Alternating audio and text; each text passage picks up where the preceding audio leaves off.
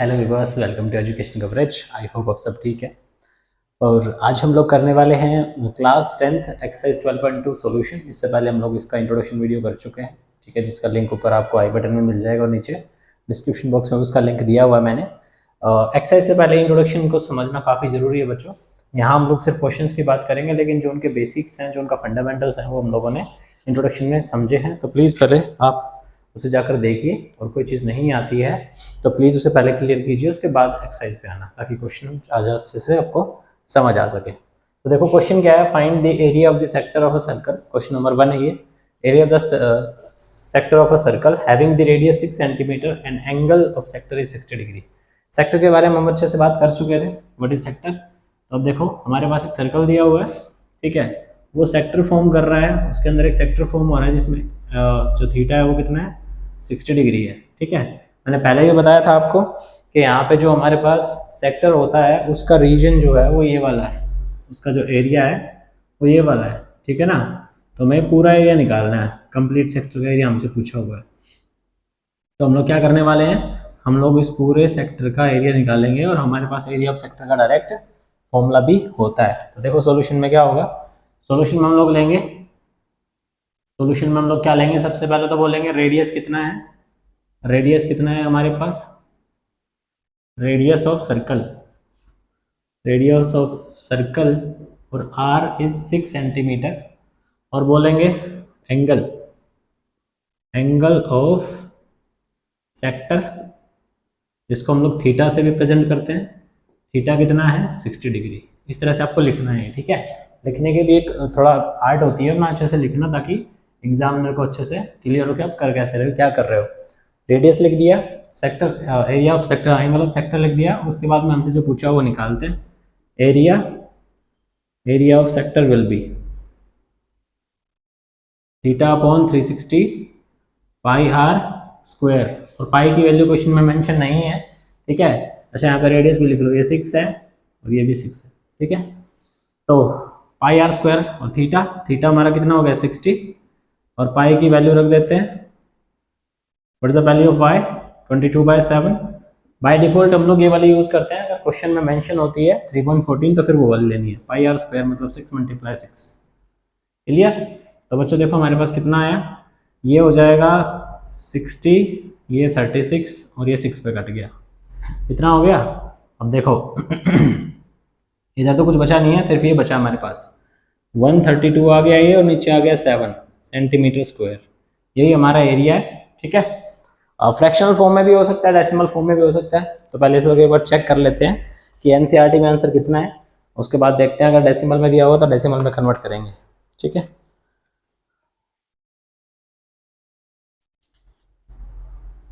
One 32.7/7, ठीक है, बिल्कुल करेक्ट आंसर है। इसे नोट करो, फिर हम लोग नेक्स्ट वाला क्वेश्चन करते हैं।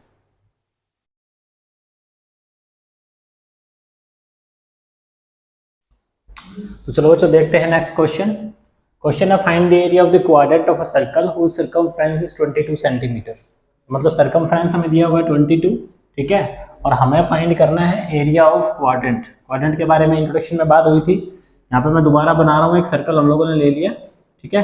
मान लो ये सर्कल था हमारा, और इस सर्कल के अंदर एक क्वाड्रेंट है, क्वाड्रेंट इस तरह से बना होगा, हमें इस क्वाड्रेंट का एरिया निकालना है, ठीक है। क्वाड्रेंट का एरिया हम लोगों को फाइंड करना है। फिगर को थोड़ा बनाया करो, ताकि ना क्वेश्चन में नीट तो नहीं है, लेकिन ये समझने के लिए थोड़ा जरूरी हो जाता है, इससे क्वेश्चन अच्छे से समझ आता है।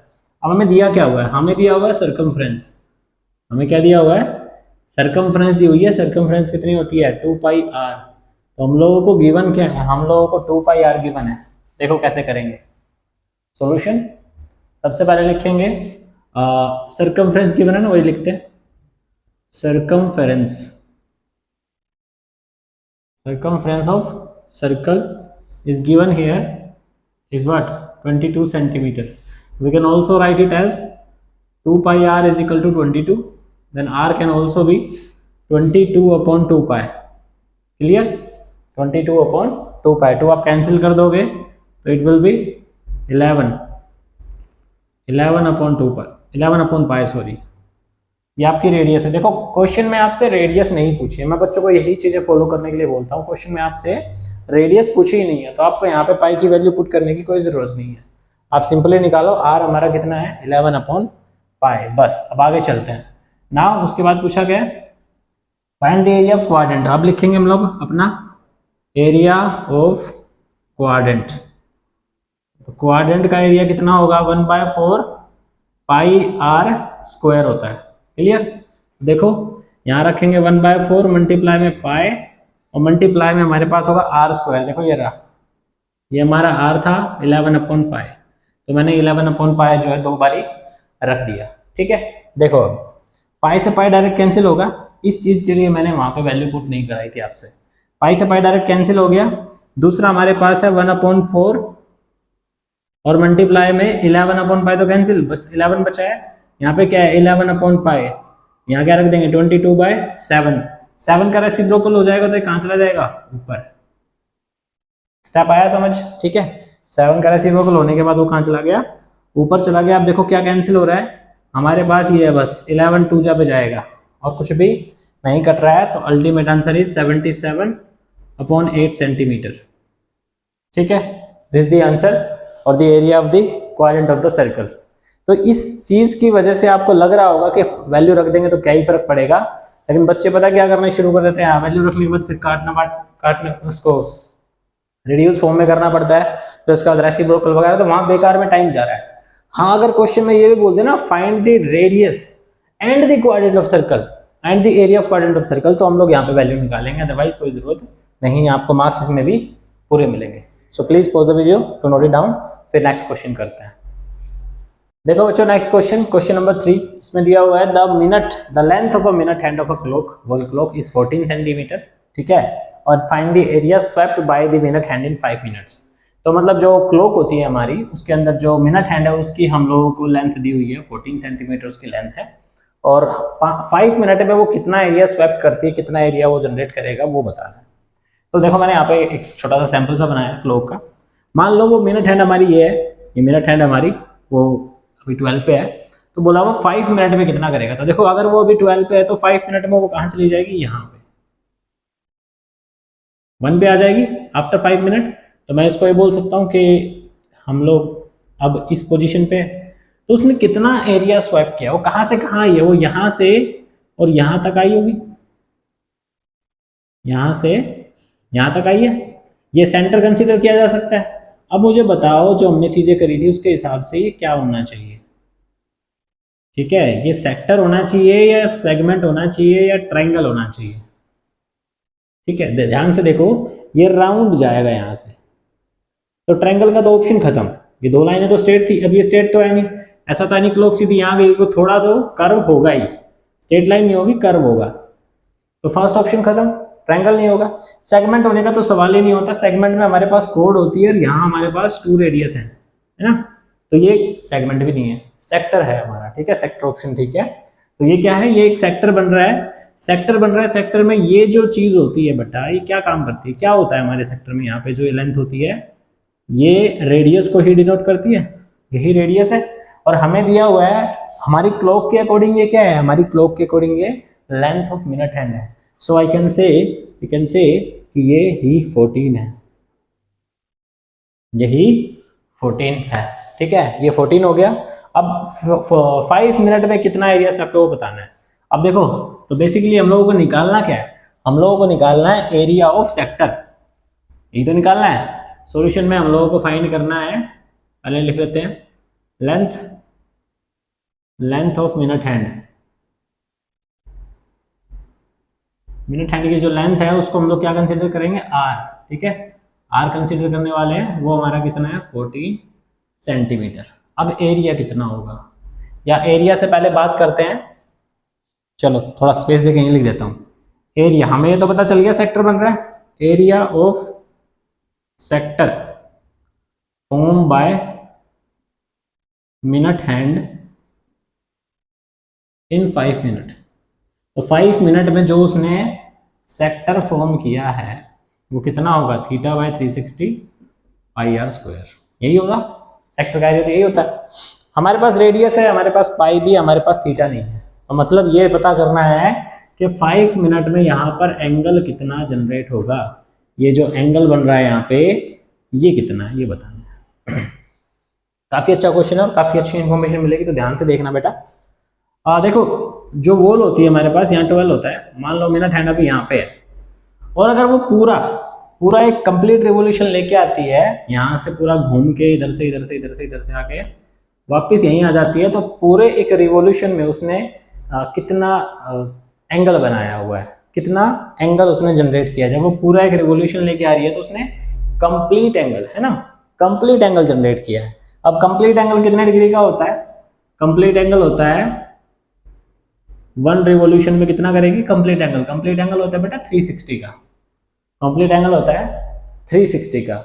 अब देखो क्या हो रहा है, 1 रिवोल्यूशन में वो 360 बना रहा है, और 1 रिवोल्यूशन में वो मिनट कितनी ले रहा है? जो मिनट हैंड है यहाँ से यहाँ तक वापिस एक रिवोल्यूशन लेके आते हैं तो 60 मिनट होते हैं, ये आप लोग जानते हो, ठीक है। मिनट हैंड का पूरा रिवोल्यूशन 60 मिनट का होता है, तो मैं ये बोल सकता हूँ कि 60 मिनट में वो 360 डिग्री फॉर्म करता है, ठीक है। अब देखो इससे क्या होगा, पहले हम लोग यही लिखते हैं, theta, theta form by minute hand in 60 minute. 60 minute में कितना थीटा बनाएगा भाई? 360, ठीक है। क्यों बनाया? क्योंकि उसने एक कंप्लीट रिवोल्यूशन ले लिया था, इसलिए 360 डिग्री हो गया। अब देखो हमें पता करना है कि 5 मिनट में थीटा कितना होता है, तो हम लोग यहाँ से क्या करेंगे, theta form by minute hand in 1 minute का फाइंड कर सकते हैं। 1 मिनट का कितना आ जाएगा? डिवाइड हो जाएगा 6 डिग्री, तो 1 मिनट में वो 6 डिग्री बनाता है। Then theta form by minute hand in 5 minute, this will be 6 degree multiply 5, that will be 30 degree. ये चीज समझ आई कि नहीं आई? ठीक है, अगर ये नहीं आया हो तो मुझे बताना, क्योंकि बहुत इंपॉर्टेंट कंसेप्ट है, ठीक है। तो देखो हमें ये पता चल गया 1 मिनट में 6 डिग्री का एंगल बनता है। ये हमेशा अप्लाई होगा, कोई भी क्वेश्चन आ जाए आप सीधा लिखोगे angle made by the minute hand in 1 minute is 6 degree, and then आप सीधा इसको यूज कर सकते हो कि भाई 15 मिनट में निकालना है, 20 मिनट में निकालना है, या 10 मिनट में निकालना है, तो आप 6 से मल्टीप्लाई करो, बात खत्म, ठीक है। तो देखो ये हमारा आ गया। अब क्या करना है, बस अब तो ये वैल्यू पुट करनी है। देखो थीटा की वैल्यू कितनी हो गई? 30 डिग्री अपॉन 360, मल्टीप्लाई में पाई रख लिया हम लोगों ने, और मल्टीप्लाई में रेडियस की वैल्यू, रेडियस वॉज 14, रेडियस हमारा 14 था, ये मिल गया। अब कैंसिल करना है, 0 से 0, ये हो गया हमारा 12, ठीक है। 12 आने के बाद ये हमारा जाएगा कैंसिल हो गया 2 पे, ये हमारा कैंसिल हो रहा है बेटा 2 से कर लो इसको, ये 6 हो जाएगा, 2 से कैंसिल हो गया, ये 3 हो जाएगा, और ये 11 हो जाएगा। तो 14 की और 11 की मल्टीप्लाई करोगे तो 144 आता है, और नीचे 3 आता है सेंटीमीटर स्क्वायर, ठीक है। ये होगा आपका क्वेश्चन नंबर 3 का आंसर। तो प्लीज चलो बच्चों क्वेश्चन नंबर 4 पे आते हैं। क्वेश्चन नंबर 4 है हमारे पास, अ कोड of a circle of radius 10 centimetre subtend right angle. जो कोड है हमारे पास सर्कल में, वो क्या कर रही है, वो राइट एंगल फॉर्म कर रही है एट द सेंटर। ये कोड हो गई बेटा, और ये सेंटर के ऊपर एंगल कैसे फॉर्म करेगी? जब मैं यहाँ से 2 रेडियस ले लूंगा, तो दोनों रेडियस और सेंटर यहाँ पे O है हमारे पास, और वो सेंटर में 90 डिग्री फॉर्म कर रही है।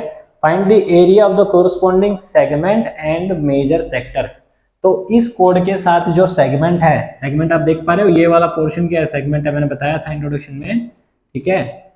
हम लोग सेक्टर में से ट्रायंगुलर पार्ट निकालते हैं तो हमारे पास सेगमेंट बचता है। तो जो ये सेगमेंट वाला पोर्शन है हमें ये निकालना है, तो क्या करेंगे, वही अप्रोच, सेक्टर में से क्या निकालना है, ट्रायंगल हमें माइनस करना है। तो चलो देखते हैं सॉल्यूशन में क्या होगा। सॉल्यूशन जो गिवन है पहले वो लिख देते हैं। थीटा कितना दिया हुआ है? थीटा दिया हुआ है 90 डिग्री। रेडियस हमें गिवन नहीं है, बट हाँ सॉरी, रेडियस गिवन है 10 सेंटीमीटर, रेडियस इज 10 सेंटीमीटर। दो वैल्यू गिवन थी। अब इसके बाद में सॉल्यूशन देखते हैं। तो क्या होगा, यहाँ पे लिखेंगे area, area of minor segment, segment minor segment का एरिया होगा, उसके लिए क्या करेंगे, area of sector, area of sector में से माइनस कर देंगे क्या, एरिया ऑफ ट्रायंगल, ठीक है। नाम लिखना चाहो नाम लिख सकते हो, एबीसी ट्रायंगल लिख लेना। तो हम लोग करने क्या वाले हैं, सेक्टर में से एरिया ऑफ ट्रायंगल माइनस करने वाले हैं। सेक्टर हमारा जो है वो कितना है, हमारा सेक्टर माइनर वाला, ठीक है बच्चों, ये ध्यान रखना, हम लोग माइनर सेक्टर की बात कर रहे हैं। ये वाले सेक्टर की बात कर रहे हैं, ठीक है। तो माइनर सेक्टर में से हम लोग अगर ट्रायंगल निकालते हैं तो क्या आता है, देखो ध्यान से। इसका फॉर्मूला हो जाएगा theta upon 360 pi r square, और ये हो जाएगा area of triangle half base into height. अब ध्यान दो, हमारे पास थीटा कितना है, थीटा हमारा जो है 90 डिग्री। ये हमारे पास पाई की वैल्यू देखो क्वेश्चन में मेंशन है √3.14, और ये एग्जाम में भी ध्यान रखना, अगर वहाँ मेंशन हो तो वही यूज करनी है, वरना आपके मार्क्स भी कर सकते हैं और आंसर तो वेरी करेगा ही, ठीक है। रेडियस की वैल्यू हमारे पास आएगी 10, माइनस में 1/2 मल्टीप्लाई बेस और हाइट, देखो ये भी 10 है और ये भी 10 है, रेडियस है ना दोनों, और यही हमारे ट्रायंगल के बेस और हाइट है, क्योंकि इसके सामने वाला जो है वो तो हमारा हाइपोटेन्यूस होता है, 90 डिग्री के सामने जो साइड होती है वो हाइपोटेन्यूस होती है, तो बेस और 10 हमारा यही होगा, सॉरी बेस और हाइट, तो ये क्या हो जाएगा 10 मल्टीप्लाई 10। क्लियर बच्चों। देखो अब क्या हो रहा है इस क्वेश्चन में, हम लोग क्या कर सकते हैं, देखो इसमें अब बच्चों को ना ये रहता है कि सर आंसर सही नहीं आ रहे, आंसर सही नहीं आ रहे, तो देखो उसके लिए मैं आपको ये कहूंगा पूरे कॉन्फिडेंस के साथ एक तो क्वेश्चन को करो, कभी भी क्वेश्चन को लेके ये नर्वस मत रहो कि आपका आंसर नहीं आएगा, अगर आप अच्छे से करोगे तो आंसर पक्का आएगा, और कैलकुलेशन मिस्टेक्स हमारी रिकवर होती है जितनी हम लोग प्रैक्टिस कर लेते हैं उससे। तो आप कम क्वेश्चंस की प्रैक्टिस करके चाह रहे हो आपके आंसर्स आते रहें तो वो नहीं होगा, जितनी आपकी कैलकुलेशन अच्छी होगी उतना आप ज्यादा अच्छे से आंसर ला सकते हैं। दूसरा होता है करने का तरीका, फेयर होना चाहिए। आप रफ वर्क इतनी बुरी तरह से कर रहे हो कि वहां पे आपको डिजिट ही समझ नहीं आ रही हो, तो आप पक्का वहां से कोई ना कोई गलत डिजिट कैरी करोगे, और एक भी डिजिट अगर आपने गलत कैरी की तो आपका क्वेश्चन खत्म, ठीक है। तो प्लीज उसे अच्छे से करना, थोड़ा फेयर रखना और कॉन्फिडेंस रखना चाहिए खुद पे कि हाँ मैं कैलकुलेशन ठीक कर रहा हूँ, ठीक है। देखो कैसे करेंगे, 0 से 0 कैंसिल हो रही है, ये 4 पे कैंसिल हो रहा है, ठीक है। 100 से पूरा 100 कैंसिल हो रहा है, वैसे मैंने कहा हुआ है कि 100 नीचे कैंसिल नहीं करते हैं, लेकिन ये पूरा कैंसिल हो रहा था इसलिए मैंने कर दिया, ठीक है। आगे देखो यहाँ कितना आएगा, 2 आ जाएगा बेटा, और ये आ जाएगा 157। ये भी मैंने क्यों कैंसिल किया, क्योंकि वो रिड्यूस हो रहा है, मेरे पास 4 को रखने का भी कोई फायदा है नहीं, इसलिए मैंने उसको रिड्यूस कर दिया। अब हमारे पास हो गया 157/2, और माइनस में देखो क्या है, माइनस में 100/2। अब करने को तो मैं ये 50 कर सकता हूँ, लेकिन डिनोमिनेटर सेम है तो अच्छा ही है ना, डायरेक्ट हो जाएगा, अपॉन में 2 रहेगा और इसको माइनस करेंगे तो 57, यही आ रहा है, ठीक है। अब इसको डिवाइड कर देंगे, 2 2 जा 4 पे जाएगा, 2 6 जा 18 और 2 5 जा 10 सेंटीमीटर स्क्वायर। तो हमारा आंसर आया है 26, एक मिनट 26 नहीं आएगा, 28 आएगा बेटा, 8 जब गया ना, हाँ 28.5 सेंटीमीटर स्क्वायर, ठीक है। तो पॉज करते हैं, फिर करते हैं पार्ट 2, इसमें पार्ट 2 भी है, मेजर सेगमेंट करना है, ठीक है। इसे इरेज कर लेते हैं, तो पहले इसे नोट कर लो फिर नेक्स्ट करेंगे। अब पार्ट 2 में देखो, पार्ट 2 में क्या दिया हुआ है, मेजर सेगमेंट, मेजर सेक्टर निकालना है बेटा, माइनर सेक्टर की बात नहीं हो रही, ध्यान रखना, मेजर सेक्टर की बात हो रही है। माइनर सेक्टर तो हम लोग यूज कर चुके हैं, ये देखो ये है माइनर सेक्टर, है ना, ये वाला क्या है माइनर सेक्टर जो हमने अभी यूज किया था, जिसमें से ट्रायंगल माइनस किया था फर्स्ट पार्ट में। हमें बात करनी है पीछे जो बच गया वो, तो मैं शेयर कर देता हूँ इसको थोड़ा सा, देखो अब हम लोग पता है किसका एरिया निकालने वाले हैं, अब हम लोग निकालने वाले इसका एरिया, ये पूरा पोर्शन जो सर्कल में पीछे बचा हुआ है, ठीक है। इसके लिए आप डायरेक्ट फॉर्मूला यूज कर सकते हो, देखो मैं यहां पे लिखता हूं थीटा, ये जो थीटा हम लोगों ने यूज किया था किसके लिए था, फॉर माइनर सेक्टर, ये माइनर सेक्टर के लिए था, ठीक है। अगर मैं बात करूं theta for major sector, major sector के लिए थीटा क्या होगा, मेजर सेक्टर, तो ये थीटा क्या होगा, देखो बेटा 360 में से आप 90 माइनस कर दो, 270 आ जाएगा। कैसे हुआ ये, देखो ये वाला एंगल 90 है, तो पीछे एंगल कितना होगा, इसके पीछे जो मेजर सेक्टर है, जो ये वाला एंगल है वो कितना होगा, तो ये अगर 90 है तो पीछे कितना हुआ 360 माइनस 90, क्योंकि टोटल तो 360 होता है, तो 360 में से 90 माइनस किया 270 आ गया, तो यही हमारा थीटा है। अब लोग लिख देंगे, अब क्या होगा, area of major sector, major sector का एरिया हुआ 270 और अपॉन में 360 और मल्टीप्लाई में वही पाई आर स्क्वायर, पाई की वैल्यू गिवन है 3.14 और मल्टीप्लाई में रेडियस।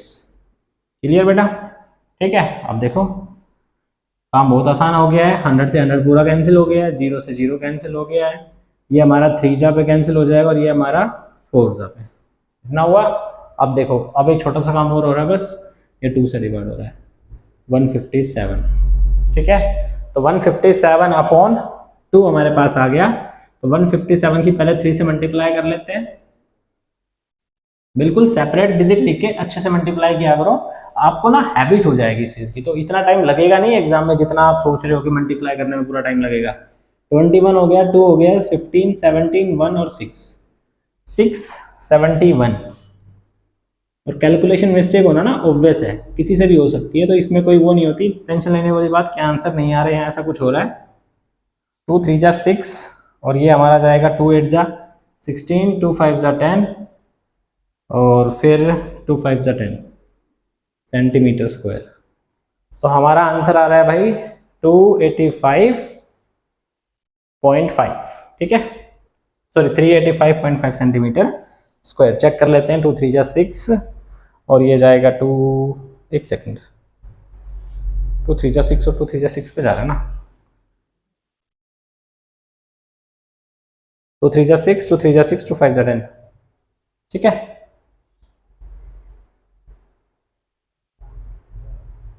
हमने कोई मिस्टेक की है शायद, क्योंकि हमारा आंसर है 235। एक सेकंड चेक कर लेते हैं। ये देखिए, अभी मैं कह रहा था कॉमन सी मिस्टेक हो सकती है, तो हो ही गई है। देखो, लगता है भगवान ने सुन लिया, गलती करा दी। 3 बन जा 3 और ये होगा बेटा 4, ये 471 है, तो ये होगा 471, तो ये जाएगा 2 जा पे। ठीक है, 2 2 जा 4 और फिर 2 3 जा 6 और 235। ठीक है, तो this the answer, please pause the video to note it down. फिर नेक्स्ट क्वेश्चन करते हैं। चलो बच्चों देखते हैं क्वेश्चन नंबर 5। देखो राइटिंग थोड़ा सा मतलब व्यू में हो सकता है थोड़ा छोटा दिखाई दे रहा हूँ, इसलिए मैं पहले पढ़ देता हूँ पूरा। क्वेश्चन आपके पास होता भी है, सोल्यूशन में कुछ समझ नहीं आया तो बता देना, थोड़ा बड़ा करने के बाद फिर वही स्पेस थोड़ा सा कम हो जाता है, इसलिए अल्फाबेट थोड़े छोटे रखने पड़ते हैं। तो in a circle of radius 21 centimetre, एक सर्कल है हमारे पास जिसमें रेडियस कितनी है 21 सेंटीमीटर है। This is the first point you notice. And arc subtend an angle of 60 degree, वहाँ पे एक आर्क है जो क्या कर रही है 60 डिग्री का एंगल बना रही है।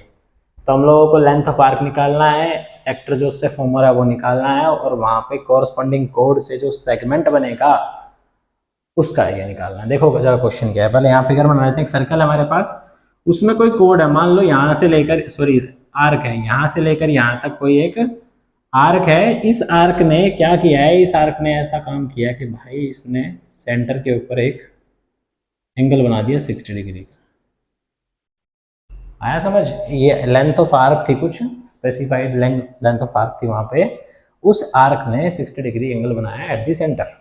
ठीक है, तो सबसे पहले वाले पार्ट में हम लोगों को लेंथ ऑफ आर्क निकालना है, तो 1 बाय 1 सोल्व करते हैं और देखते हैं क्या क्या आता है।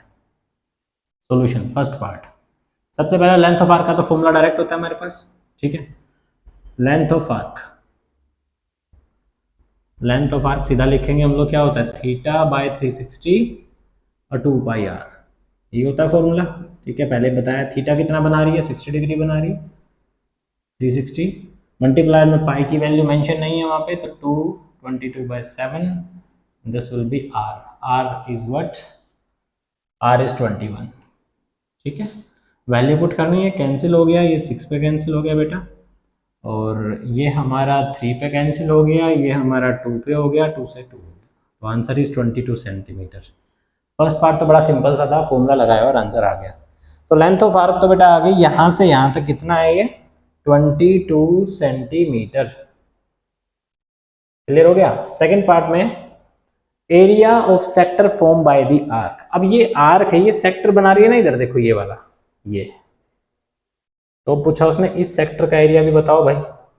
चलो भाई ये भी निकालते हैं, एरिया ऑफ सेक्टर का फॉर्मूला लगाते हैं डायरेक्ट, उसका भी फॉर्मूला हमारे पास है और चीज़ें भी सारी हमारे पास अवेलेबल है। सो लिखेंगे area of sector theta upon 360 pi r square. बच्चों फॉर्मूला लिखना बहुत ज़रूरी है, तो लिखना ज़रूर। ठीक है, स्किप मत करना इसे। ये हो जाएगा हमारा पाई बाई से मतलब 60 अपॉन 360 और मल्टीप्लाई में पाई की वैल्यू, मल्टीप्लाई में रेडियस का स्क्वायर। ठीक है, आर वी करेक्ट? यस। 0 से 0, ये गया बेटा 6 पे अगेन, ये 3 पे कैंसिल हुआ, 3 ये 2 पे होगा, 2 हो गया 11 पे। तो वी हैव, सॉरी, हमारे पास आया 21 और 11, बाकी सब कैंसिल हो गया, 7 3 जा से कैंसिल हो गया, और ये हमारा, हाँ पूरा कैंसिल हो गया है, ठीक है। सो 21 मल्टीप्लाई 11 कितना आ जाएगा, 231 सेंटीमीटर स्क्वायर, ठीक है। ये भी इजी था, सब कुछ कैंसिल हो गया, फटाफट वैल्यूज आ गई, तो मेरे हिसाब से कोई प्रॉब्लम होनी नहीं चाहिए आपको भी करने में। अब देखते हैं लास्ट पार्ट। लास्ट पार्ट में हमसे पूछा हुआ है कि कोरस्पॉन्डिंग कोड, अब देखो इस आर्क के लिए कोड कौन सी होगी बेटा, इस आर्क के लिए कोड होगी यहाँ से यहाँ, जो ये कोड है ना ये, तो इस कोड ने जो क्या बनाया है, जो सेगमेंट बनाया है, इस कोड ने सेगमेंट बेटा ये बनाया है, देखो जो ग्रीन वाला बनाया ना मैंने, ये सेगमेंट है। तो अब हमें सेगमेंट निकालना है, तो क्या करेंगे, सेगमेंट के लिए क्या करते हैं, सेक्टर में से ट्रायंगल माइनस करते हैं, ठीक है। यहीं पे कर लेते हैं, स्पेस है हमारे पास, तो हम लोग वही लिखेंगे, थर्ड पार्ट ऊपर कर रहे हैं, मैं फर्स्ट वाले को इरेज कर रहा हूँ, तो इससे पहले थोड़ा करके उसे नोट कर लेना, ठीक है। अब देखो थर्ड वाले में क्या करना है, थर्ड वाले में हम लोग ये करते हैं कि sector, sorry area, area of segment, या माइनर सेगमेंट लिख लोगे तो अच्छा है, माइनर सेगमेंट, माइनर सेगमेंट का एरिया बेटा कैसे निकालेंगे, वही फॉर्मूला, एरिया ऑफ, अप्रोच कह सकते हो, फॉर्मूला तो क्या है, एरिया ऑफ सेक्टर, सेक्टर भी कौन सा, माइनर वाला, area of minor sector, minus में एरिया ऑफ ट्रायंगल, ठीक है। क्या मेरी बात समझ आ रही है, एरिया ऑफ ट्रायंगल, ठीक है। आई होप पॉइंट समझ आया होगा। एरिया ऑफ ट्रायंगल में से माइनस करेंगे क्या, area, sorry area of sector में से ट्रायंगल का एरिया माइनस करेंगे तो हमारा ये आंसर आएगा। देखो एरिया ऑफ माइनर सेक्टर हमने अभी भी निकाला था, 231 है, माइनस में एरिया ऑफ ट्रायंगल क्या होगा, एरिया ऑफ ट्रायंगल होगा बेटा इक्विलेटरल ट्रायंगल है ना, वहाँ पे मैंने बताए थे आपको, 2-3 फॉर्मूले बताए थे कौन कौन से अप्लाई करते हैं। यहाँ हमारे पास 60 डिग्री का एंगल है, तो हम लोग ये वाला अप्लाई कर रहे हैं, तो देखो ये कितना होगा, 231 minus √3/4 a square, and what is a is 21 multiply 21, because this is 21, this is 21 and this also be 21, क्योंकि ए बी सी क्या हो जाएगा, एक इक्विलेटरल ट्रायंगल हो जाएगा। और इक्विलेटरल ट्रायंगल क्यों होगा ये, क्योंकि बेटा देखो इसमें क्या हो रहा है, ये साइड और ये साइड इक्वल है, तो ये वाला एंगल भी इक्वल होगा, साइड के जो अपोजिट एंगल्स होते हैं वो इक्वल होते हैं अगर साइड भी इक्वल होती है। तो ये वाला एंगल पहले से 60 था, ये दोनों भी इक्वल हैं, तो कितना हो जाएगा 60 60 60, क्लियर। इसलिए ये भी 21 होगी नीचे भी। तो ये हमारे पास इक्विलेटरल ट्रायंगल हो गया, इसी को मैं यहाँ पे लिख रहा हूँ आगे वाले स्टेप पे, 231 माइनस 441√3/4, और आपका एनसीईआरटी में भी शायद ऐसे ही दिया हुआ है इसी फॉर्म में, तो इसको यहीं छोड़ देते हैं, आराम करने दो इसको, हमें जो चाहिए था वो हमें मिल गया। एक छोटी सी बात, ये इक्विलेटरल ट्रायंगल वाली बात थोड़ा ना आप लिख देना प्लीज़, यहाँ स्पेस नहीं है, मैं इधर लिख रहा हूँ, ठीक है। इसको ऊपर मेंशन कर देना, the triangle A B C, triangle A B C will be an equilateral,